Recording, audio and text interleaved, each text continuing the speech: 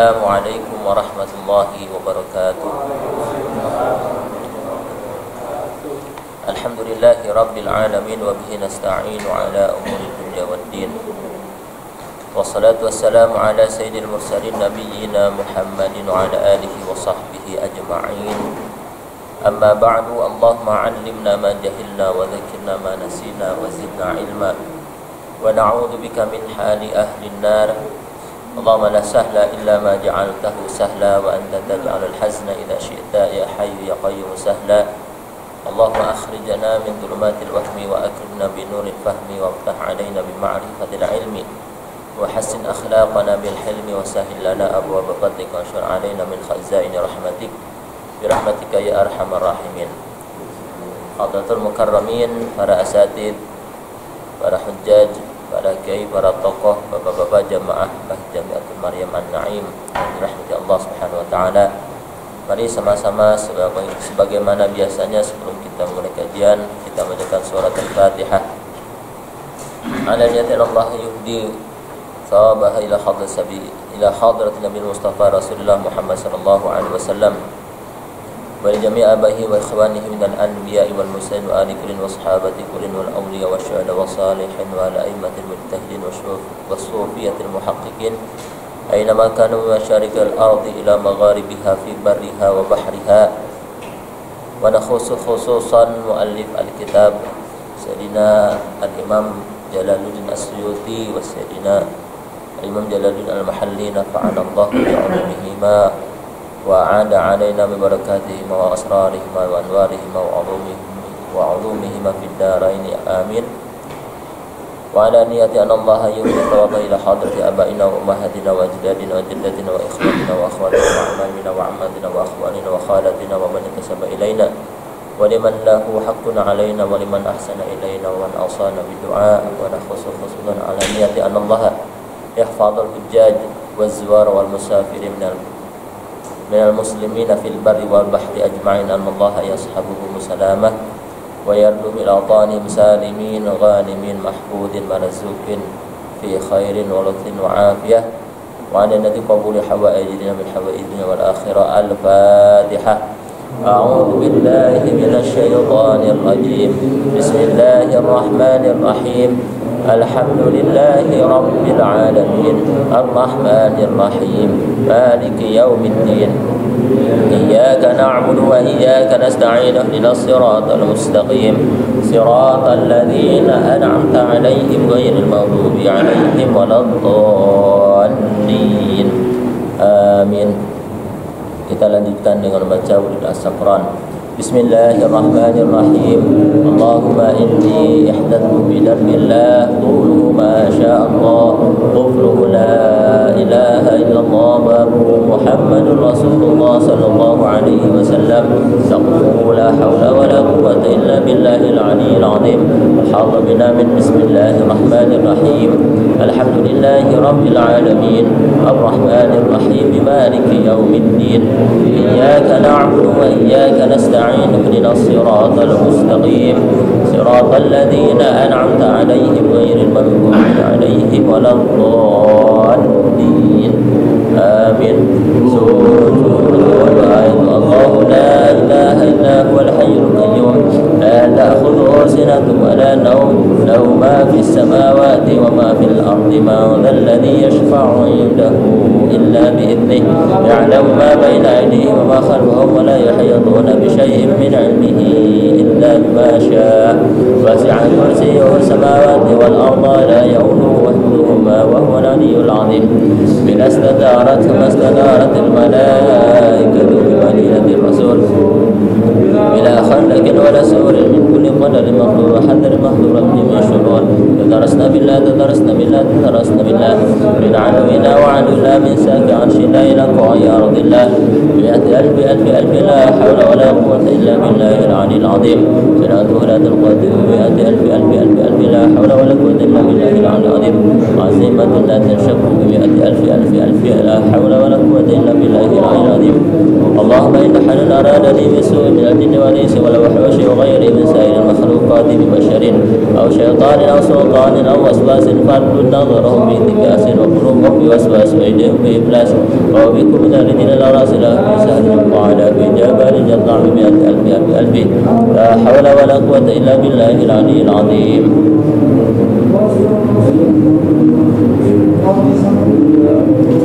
بسم الله الرحمن الرحيم.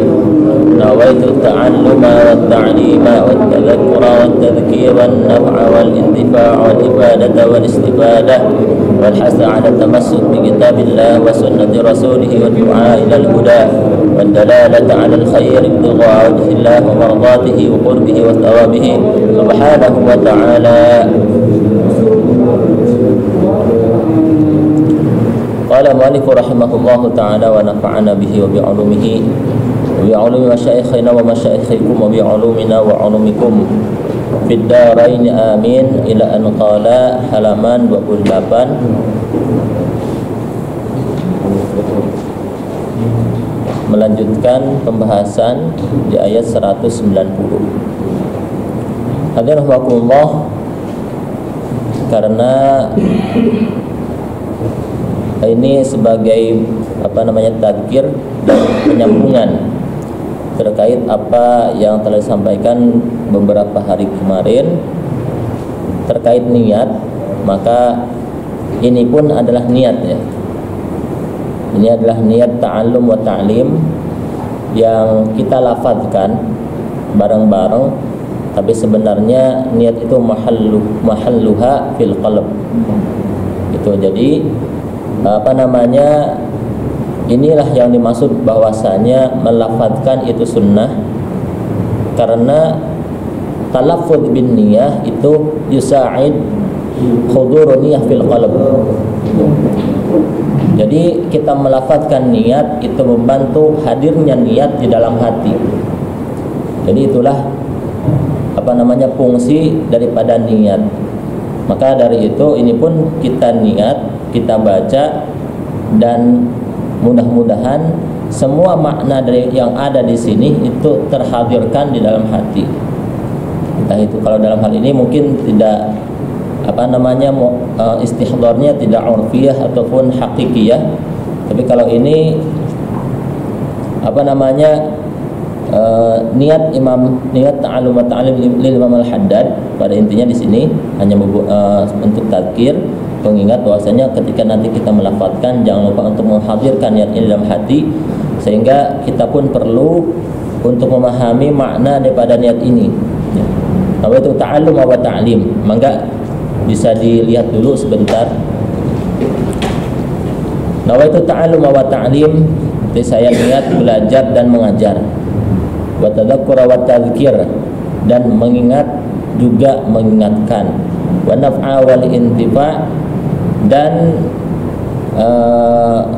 memberikan manfaat dan mengambil manfaat, atau kebalikannya seperti itu ya. Wal ifadata wal istifadah, ini sama maknanya, memberikan manfaat dan mengambil manfaat. Faidah itu bisa dikatakan manfaat. Wal hasa ala tamassuk bi kitabillah, berarti saya juga niat untuk menganjurkan agar senantiasa berpegang teguh kepada kitabillah, yaitu Al-Quran, wa sunnati rasulihi, dan juga sunnah Rasul, wa du'a ilal huda, dan juga niat untuk mengajak kepada hidayah, wa dalalata ala khair, dan niat untuk menunjukkan kepada kebaikan, ibtigha wajhillah, semata-mata untuk mencari ridha Allah, dan semata wa mardatihi wa qurbihi wa thawabihi subhanahu wa ta'ala. Ini maksudnya kurang lebih adalah semata-mata untuk mencari ridha Allah, semata-mata agar menjadi sebab kedekatan kita kepada Allah, dan semata-mata agar kita mendapatkan pahala dari Allah Subhanahu wa taala.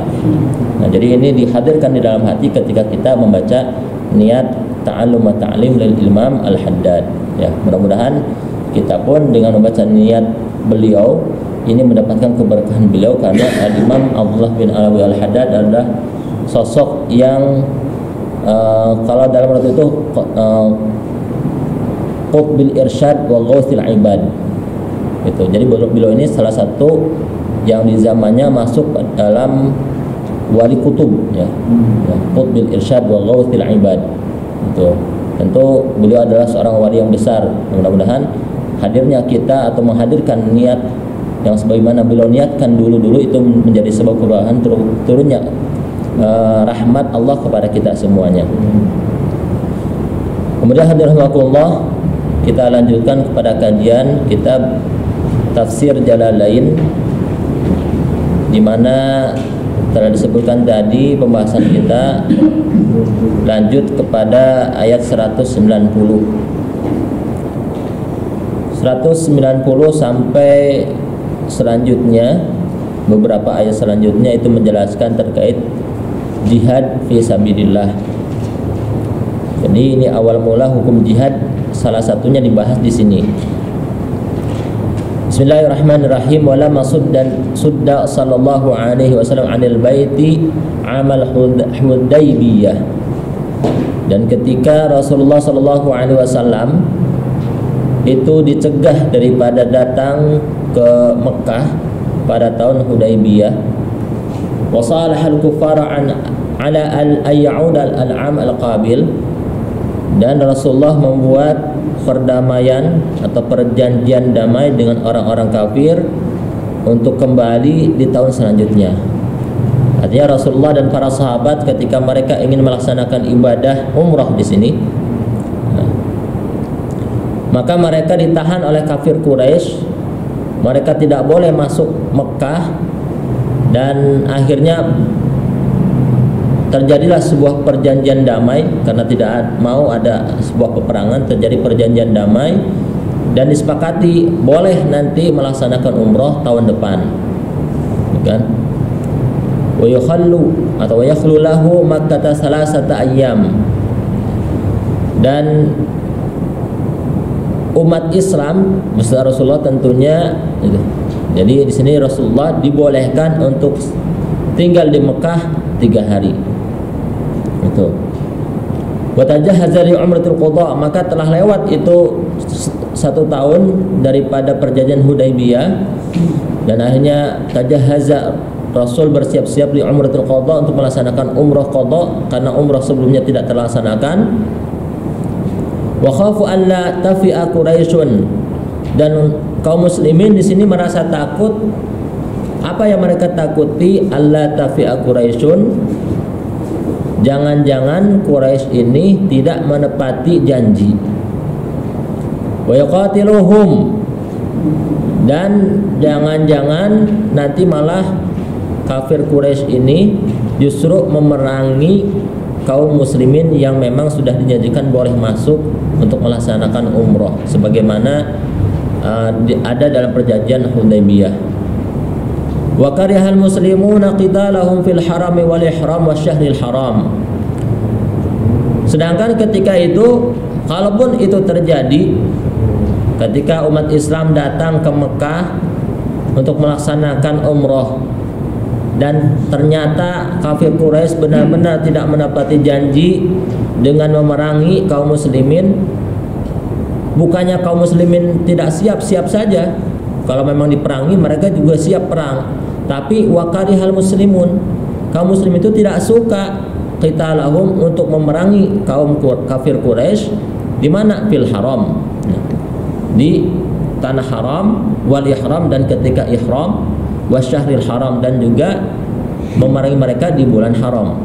Jadi dalam keadaan ini, jadi memerangi kafir Quraisy di tanah haram, memerangi kafir Quraisy dalam keadaan ihram, dan memerangi kafir Quraisy dalam keadaan atau di bulan haram yang 4 bulan ini adalah momen di mana kaum muslimin itu tidak suka untuk perang, gitu, karena memang tidak boleh juga. Jadi dikatakan bulan haram yang 4 yaitu Rajab, Dzulqa'dah, Dzulhijjah, Muharram.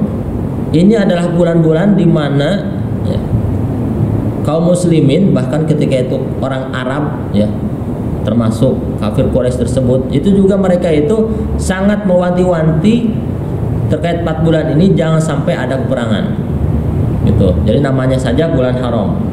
Nah, tentu kaum muslimin pun mereka sebagaimana adat di sana, mereka tidak mau kalau bulan haram terjadi peperangan. Mereka juga tidak mau kalau ketika mereka ada di tanah haram mereka berperang. Mereka juga tidak mau kalau ketika mereka sedang melaksanakan ibadah ihram terjadi peperangan. Nah, gitu. Jadi ini dilema, mau ke Mekah juga takut nanti ada pengkhianatan gitu. Nanti kalau di sana peperangan gimana nanti? Maka Allah turunkan ayat ini, ya. Nazala wa qatilu fi sabilillahi alladhina yuqatilunakum wa la ta'tadu innallaha la yuhibbul mu'tadin. Nah, ketika kaum muslimin gamang dengan prediksi-prediksi, ekspektasi yang mungkin saja terjadi, turunlah ayat wa qatilu fi sabilillah, dan perangilah oleh kalian, ya, di jalan Allah, ai li'la'i dinihi, tegasnya untuk meninggikan agama Allah. Siapa yang diperangi? Alladzina yuqatilunakum, orang-orang yang memerangi kalian, minal kuffari, di antara orang-orang kafir, ya. Jadi Allah perintahkan kalau nanti terjadi apa yang ditakut-takutkan, maka kata Allah sudah perintahkan waqatilu fi sabilillah, perangilah oleh kalian, ya, di jalan Allah, atau tegasnya untuk meninggikan agama Allah, orang-orang yang memerangi kalian daripada orang-orang kafir. Tapi ada syaratnya, wala ta'tadu, dan janganlah kalian melampaui batas, alaihim, atas mereka, bil ibtida'i bil qitali. Dan mufassir al-Imam As-Suyuti, beliau mentafsirkan makna wala ta'tadu, janganlah kalian melampaui batas dalam peperangan ini adalah bil ibtida'i bil qital, dengan memulai peperangan. Artinya ketika mereka memang takut, ketika masuk takut akan terjadi hal-hal yang tidak diinginkan, ya. Dan kalau memang itu terjadi, maka tidak boleh peperangannya dimulai dari pihak kaum muslimin, ya. Pihak kaum muslimin itu hanya boleh dalam hal ini awalnya hanya boleh membela diri, gitu. Karena kalau mereka memulai lebih awal untuk suatu peperangannya, itu disebut mereka sudah i'tida. Sedangkan Allah berfirman wala ta'tadu, janganlah engkau melampaui batas. Kenapa? Innallaha la yuhibbul mu'tadin, karena sesungguhnya Allah itu tidak menyukai orang-orang yang melampaui batas. Al-mutajawizina, tegasnya orang-orang yang melampaui mahuddalahum, batasan-batasan atau sesuatu yang sudah dibatasi bagi mereka. Nah, jadi awalnya seperti itu jihad. Awalnya ketika kaum muslimin takut terjadi sesuatu dan mereka sendiri tidak mau ada peperangan, kata Allah, ya, perangi mereka, gitu. Tapi fi sabilillah, ya, fi sabilillah, li'la'i dinillah, untuk meninggikan agama Allah. Nah, ini makna fi sabilillah. Jadi kalau seandainya ada kelompok wa fi sabilillah, berarti kelompok-kelompok yang terus berusaha untuk meninggikan agama Allah, gitu. Nah, jadi sudah ada perintah ini dari Allah, ya, tidak apa-apa kalau nanti terjadi sesuatu tindakan, tidak apa perang. Tapi wala ta'taru, batasannya adalah jangan kalian melampaui batas atau jangan kalian memulai peperangan, gitu. Tapi kata Imam Nawawi, Imam Suyuti, wa hadza mansukhun, ayat ini ternyata hukumnya dinasakh. Jadi hukumnya dinasakh bi ayati bara'ah, ya. Di ayat bara'ata, dengan ayat bara'ah berarti ayat dalam surat At-Taubah, wa biqauli, dengan firman Allah, wa qatuluhum haitsu thaqiftumuhum. Jadi kalau tadi batasannya jangan memerangi mereka, ya, kecuali mereka menyerang duluan, gitu. Nah, sekarang hukumnya, hukum jihad itu yang kedua, wa qatuluhum haitsu thaqiftumuhum, dan perangilah mereka oleh kalian, haitsu thaqiftumuhum, dimanapun kalian menemukan mereka, ay wajadtumuhum, dimanapun kalian menemukan mereka, kafir Quraisy ini, yang orang-orang yang memerangi Islam. Wa akhrijuhum, dan usirlah mereka min haitsu akhrajukum, dari tempat mereka mengeluarkan kalian. Ai Makkah, tegasnya dari Mekah. Wa qad fu'ila bihim dzalika amal fathi, dan hal tersebut telah dilakukan kepada mereka ya, amal fathi, pada Fathu Mekah, di mana ketika kaum muslimin masuk ke Mekah dalam keadaan menang, dan orang-orang yang memusuhi Islam di dalam atau di Mekah tersebut mau gak mau mereka terusir dari tanah haram, dari Mekah. Gitu. Ini ayat ini ya. Jadi awalnya tadi hukum awalnya, sekarang boleh kalian memerangi kaum kafir yang memerangi Islam dimanapun kamu mendapati mereka, dan boleh kamu mengusir mereka, umat-umat kafir yang memerangi Islam, dari tempat mereka mengusir kamu gitu. Dan ini telah terjadi pada pembukaan Mekah atau Fathu Mekah, itu penaklukan Mekah. Wal fitnatu asyaddu minal qatl. Nah, ini yang sering digunakan dalil terutama oleh masyarakat Indonesia ketika ada apa-apa. Oh, ini fitnah. Ingat loh, al fitnatu asyaddu minal qatl. Fitnah itu lebih kejam daripada pembunuhan. Karena memang bahasa Arab banyak yang menjadi yang diserap sebagai bahasa Indonesia gitu. Artinya bahasa Indonesia banyak yang menjadikan makna serapannya dari atau sumbernya itu dari bahasa Arab. Termasuk kata fitnah. Tapi kita pun harus hati-hati. Karena apa? Karena kalau kita hanya bersandar kepada, mohon maaf mungkin terjemahan ya, kata fitnah kita maknai ketika kita melontarkan atau menyebarkan berita bohong lah gitu, menyebarkan berita bohong yang tujuannya adalah untuk permusuhan. Mungkin itu fitnah yang kita pahami kurang lebihnya gitu. Tapi ternyata kalau kita merujuk kepada tafsir, wal fitnatu, dan adapun fitnah asyirku, tegasnya kemusyrikan, minhum, dari orang kafir itu. Jadi makna fitnah di dalam tafsir Al-Quran itu bukan fitnah yang kita pahami sehari-hari, melainkan makna fitnah di sini adalah kemusyrikan. Jadi orang kafir itu adalah orang-orang yang musyrik. Maka asyirku minhum, kemusyrikan orang-orang kafir itu asyaddu, lebih besar, a'dhamu, tegasnya lebih besar, minal qatl, dari sekedar pembunuhan. Karena ini kan yang jadi permasalahannya adalah terkait perang ya, terkait bunuh membunuh. Berarti kalau ternyata kaum kafir ini mereka itu menyerang Islam, kemudian Islam ini membela ya, ketika mereka diserang itu, mereka nanti menyerang lagi loh. Kok kaum muslimin berani perang gitu, padahal ini bulan-bulan haram contohnya, padahal ini di tanah haram contohnya gitu.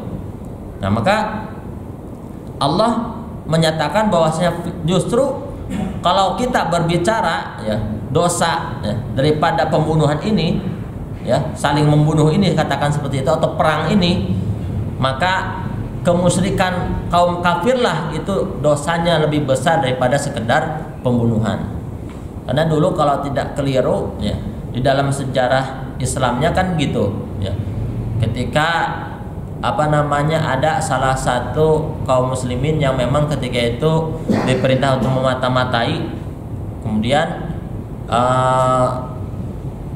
melakukan istilahnya penyerangan lah, melakukan penyerangan, dan ketika itu diklaim oleh orang kafir yang memang merasa diserang gitu, oh ini sudah masuk bulan haram tuh, ini sudah masuk bulan haram. Padahal kan ini politik juga, masalah hilal itu nantinya ya, ada yang mengatakan ini sebenarnya belum masuk bulan haram, tapi mereka melakukan ini udah masuk bulan haram. Kok berani-beraninya orang Islam nih melakukan penyerangan padahal ini adalah bulan haram? Artinya kan mereka mempermasalahkan dosanya besar sekali ini kalau pembunuhan, penyerangan dilakukan di bulan haram. Maka Allah jawab, wal fitnatu asyaddu minal qatl. kemusyrikan kaum kafir itu justru dosanya lebih besar daripada sekedar pembunuhan. Maka di sini dijelaskan wal fitnatu ay asyirku minhum, tegasnya kemusyrikan dari orang kafir asyaddu a'zamu, lebih besar minal qatli dari pembunuhan, lahum fil harami, ya bagi mereka, ya, atau pembunuhan orang kafir fil harami di tanah haram, awil ihrami atau ketika ihram, alladzi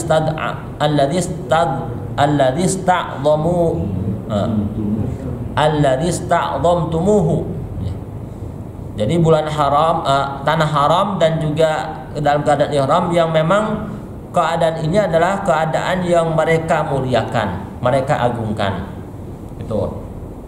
Jadi Allah sudah mempersiapkan jawaban bagi orang-orang muslim kalau seandainya mereka menggugat. Kok bisa? Kan kalau di awal boleh membela saja. Nah, di ayat 191 kan sudah boleh menyerang duluan, boleh.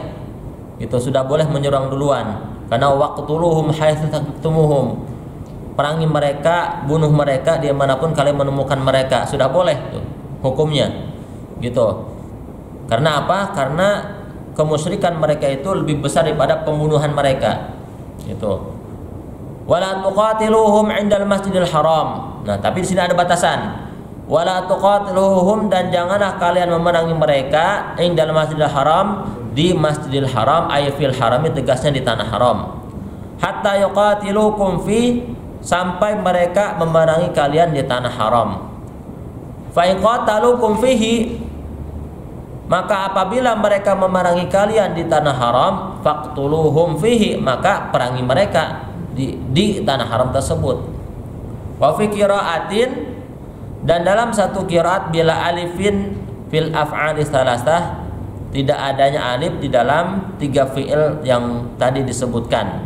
Jadi kalau di riwayat yang lain itu tidak, pembacanya bukan wala tuqatiluhum, tapi wala taqtuluhum hatta yaqtulukum, ya. Fa in qatalukum, gitu. Jadi tidak ada alifnya dalam qiraat yang lain, di antaranya qiraat Imam Hamzah. Tapi kalau Imam Hafaz ini adalah ada alifnya wala tuqatiluhum, qafnya panjang. Kemudian hatta yuqatilukum, qafnya juga panjang. Fa in qatalukum, juga qafnya dibaca panjang. Ini dalam qiraat Imam Hafaz an Asim. Jadi kalau kita runutkan, pertama jihad dalam Islam itu, jihad dalam Islam adalah jihad yang bentuknya pembelaan diri, ya, pembelaan diri, di mana Allah bolehkan kita memerangi orang-orang kafir. Sebelumnya Allah kan menyuruh sabar itu kan. Umat Islam itu sudah greget juga dengan apa yang dilakukan oleh orang-orang kafir.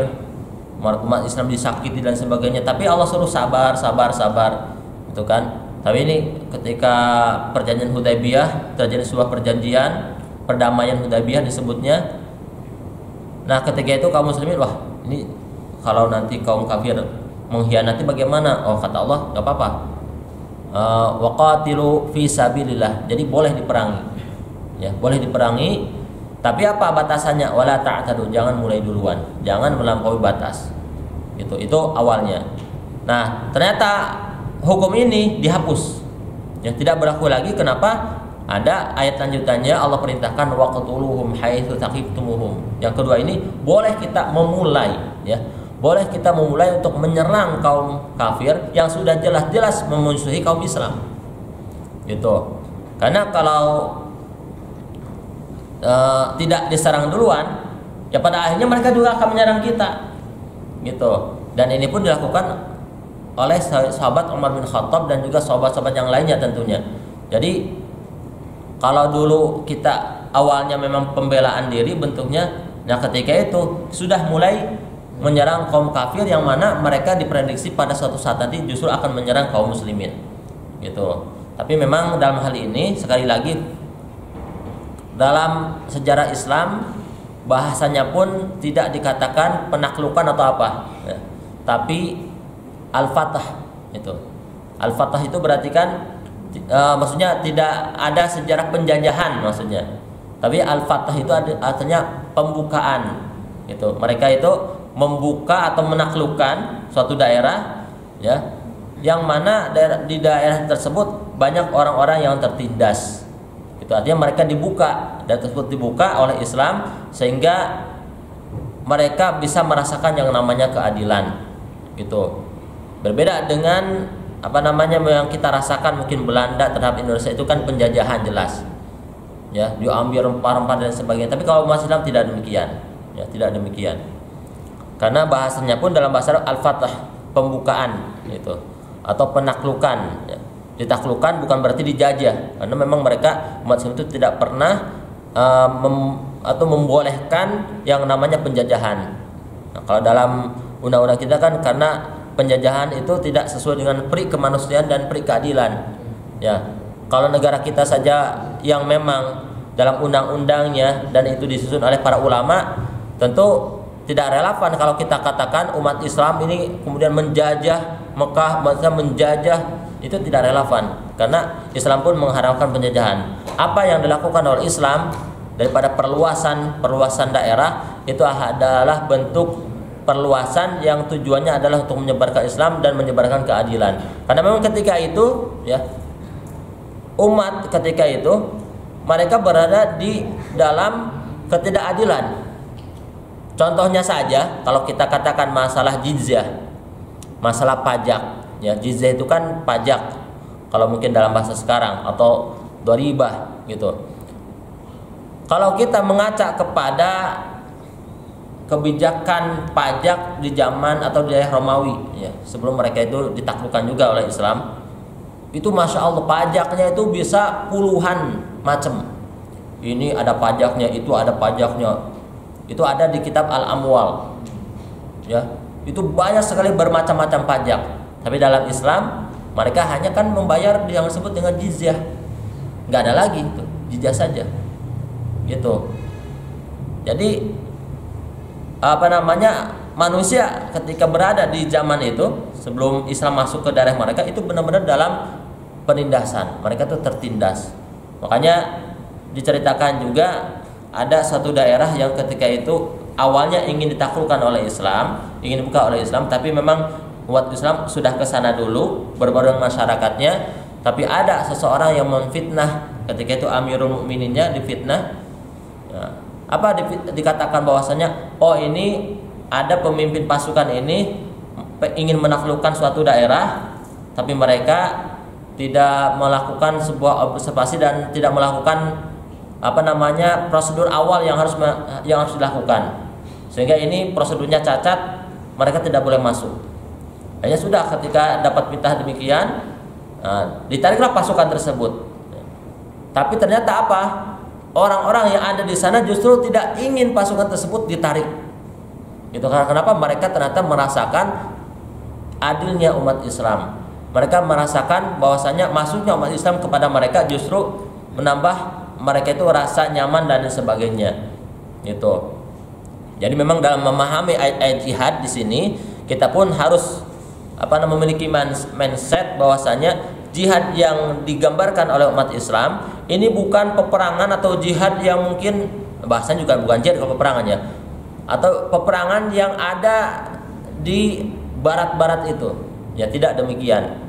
Maka di sini kita pun harus hati-hati ketika menerjemahkan waqtuluhum haitsu taqibtumuhum, dan bunuhlah mereka dimanapun kalian mendapati mereka. Wah, Islam agama dikit-dikit bunuh gitu. Padahal di sini sudah dijelaskan sebelumnya. Dan bahkan kalau kita membaca waqatilu itu beda maknanya dengan waqtulu. Kalau qatala yuqatilu itu berarti di sana ada musyarakah, ada mufa'alah juga. Jadi otomatis, ya, beda nanti. Seperti contoh Doroba Muhammadun Zaidan, berarti Muhammad memukul Zaid. Muhammad menjadi pelakunya, fa'il, Zaidan menjadi korbannya, maf'ul. Gitu. Jadi yang terzalimi berarti si Zaid karena menjadi korban. Tapi kalau Doroba Muhammadun Zaidan, Nah, dalam hal ini daraba Muhammadun Zaidan artinya beda lagi. Apa bedanya? Kalau tadi daraba Muhammadun Zaidan, Muhammad jadi subjek, Zaid benar-benar jadi objek, jadi korbannya. Kalau daraba Muhammadun Zaidan, maka Muhammad dan Zaid saling memukul. Ya. Maka di sini waqatilu fi sabilillah.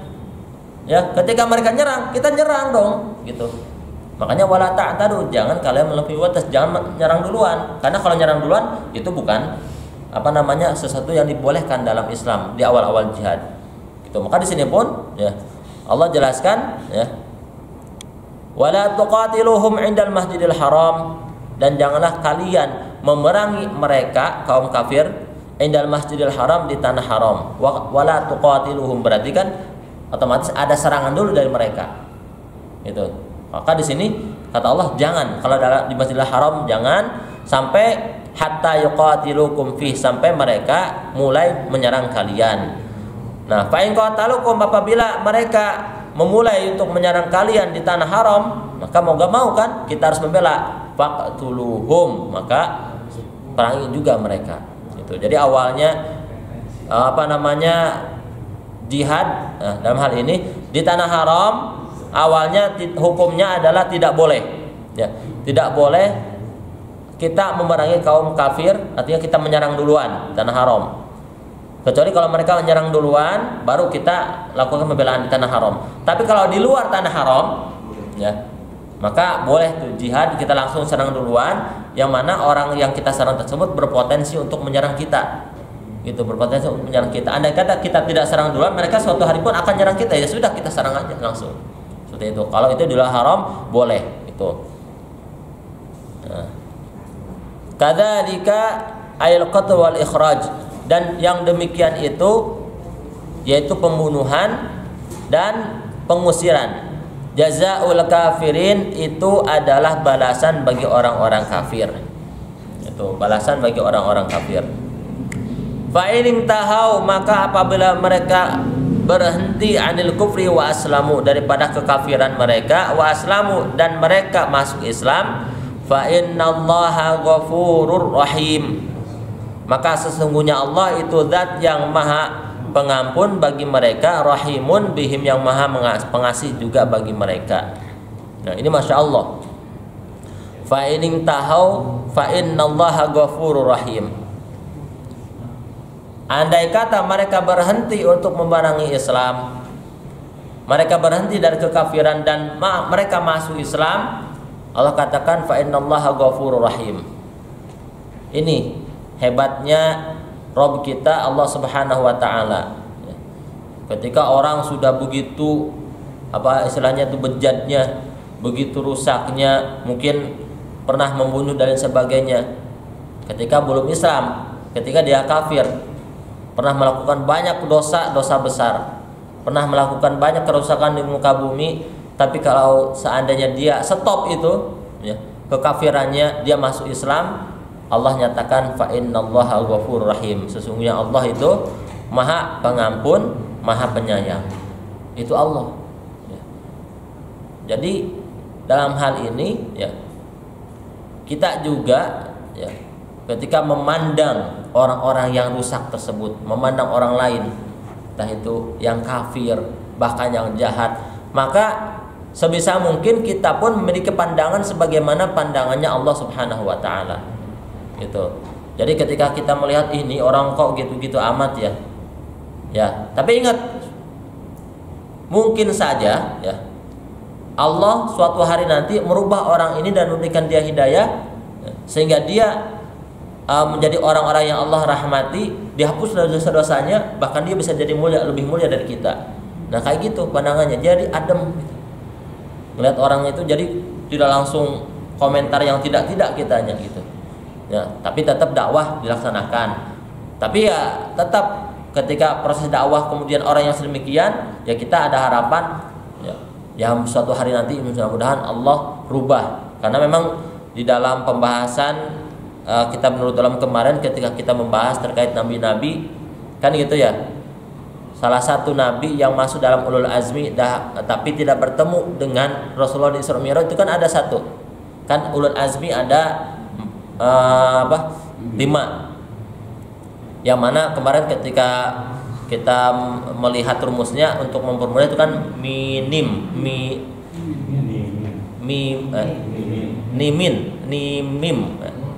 gitu, nimim.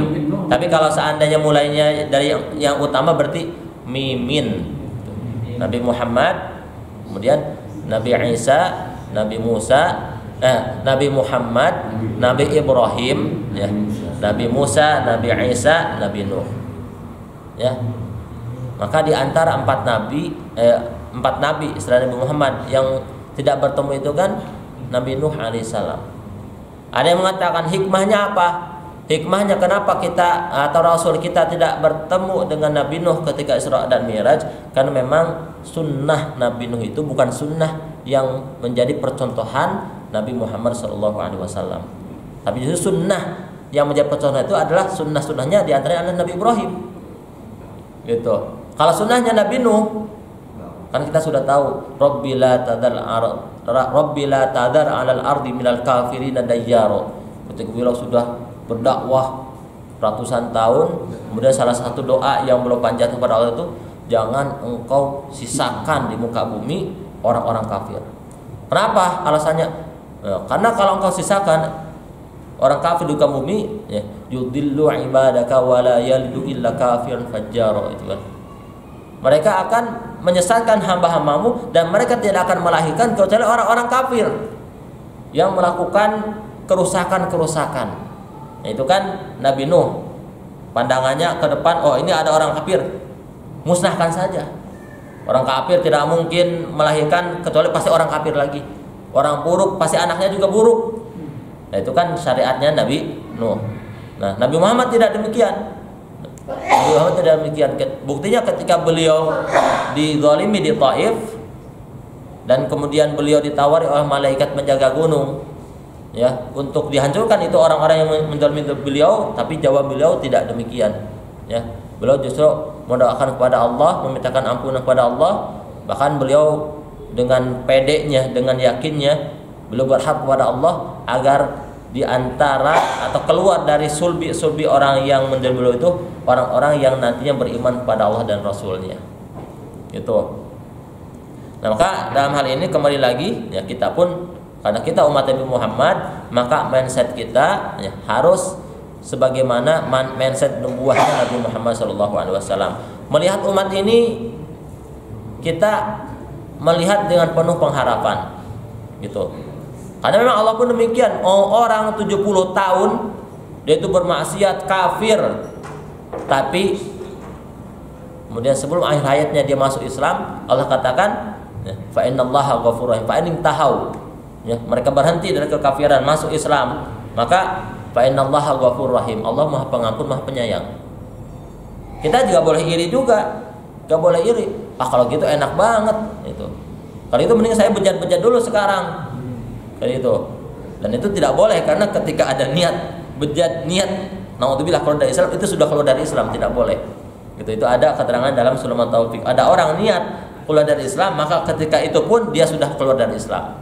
Karena itu niat untuk keluar dari Islam itu tidak boleh juga. Meskipun kan niat, sebetulnya azam gitu ya. Azam saja untuk keluar dari Islam tidak boleh. Gitu. Itu sudah mengeluarkan dia dari Islam. Nah, dan kita tidak boleh iri dengan hal demikian, karena semuanya sudah menjadi ketetapan Allah Subhanahu wa taala. Justru dalam hal ini, ya, agar kita itu hidupnya tenang, sebagaimana dicontohkan oleh ulama-ulama kita, itu caranya adalah seperti ini. Ketika kita memandang orang yang ketika itu dalam keadaan, ya, zahirnya lebih buruk dari kita. Contohnya ini kok ahli maksiat. Nah, jangan langsung kita klaim, oh ini pasti neraka, jangan. Tapi ya, kita nggak tahu siapa yang lebih mulia di hadapan Allah. Bisa jadi ini orang besok, kan? Besok Allah berikan hidayah, kemudian dia masuk Islam, kemudian dia ibadahnya benar, kemudian meninggal dalam keadaan Islam. Ya, bisa jadi orang itu lebih mulia. Dan karena kita pun tidak bisa menjamin apakah keadaan kita akan terus sama seperti sekarang. Bisa jadi Allah balikan. Sebagaimana kisah kaum Ansor, ya, atau Al-Hawariyun, ya, kaum Al-Hawariyun. Al-Hawariyun itu ada salah satu kaum Al-Hawariyun itu memandang sebelah mata satu orang yang ketika itu ahli maksiat. Gitu. Punya apa itu kan kok ahli maksiat banget gitu. Tapi ketika orang yang memang masuk dari anggota Al-Hawariyun ini ya, para penolongnya Nabi Isa memandang sebelah mata, Allah langsung rubah keadaannya ya. Jadi orang yang tadinya istilahnya ahli maksiat atau apa yang artinya ya rendahlah mungkin di hadapan manusia juga, itu Allah balikan dia yang mulia, dan yang tadi Al-Hawariyun yang memang sudah mulia Allah jadikan hina. Itu bagi Allah kan gampang. Gitu. Bagi Allah gampang sekali. Sehingga ya alhamdulillah dari ayat ini kita bisa mentadabburi bahwasanya sudah menjadi ketetapan Allah ketika ada orang ya mau untuk berhenti daripada kekafirannya dan dia masuk Islam, maka Allah adalah Ghafur Rahim, Dat yang Maha Pengampun, Maha Penyayang. Dan kita pun harus terus pegang itu, sehingga ini menjadi motivasi kita agar lebih banyak lagi umat Islam, lebih banyak lagi umat manusia yang bisa menerima Islam. Itu saja yang mungkin bisa disampaikan, kurang lebihnya mohon maaf. Wallahu muwaffiq ila muthariq. Sama-sama kita tutup dengan doa penutup majelis. Ya Rabbana a'tarafna bi annana qatarafna wa annana asrafna ala lada ashrafna fatub alaina tauba taghsil likulli hauba wastur lana al-awrati wa aminir rawati waghfir liwalidina rabbi wa mauludina wal ahli wal ikhwani wa sairil khillani wa kulli mahabbah aw jiratin aw suhbah wal muslimina ajma' amin rabbi yasma' qala wajudan manna la bisabil minna bil mustafa rasulina allahi kulli suni sallallahu wa sallam rabbi alaihi ala habbi walhamdulillahi bil badi wassana'i. Subhanallahumma wa bihamdika asyhadu an la ilaha illa anta astaghfiruka wa atubu ilaik. Assalamualaikum warahmatullahi wabarakatuh.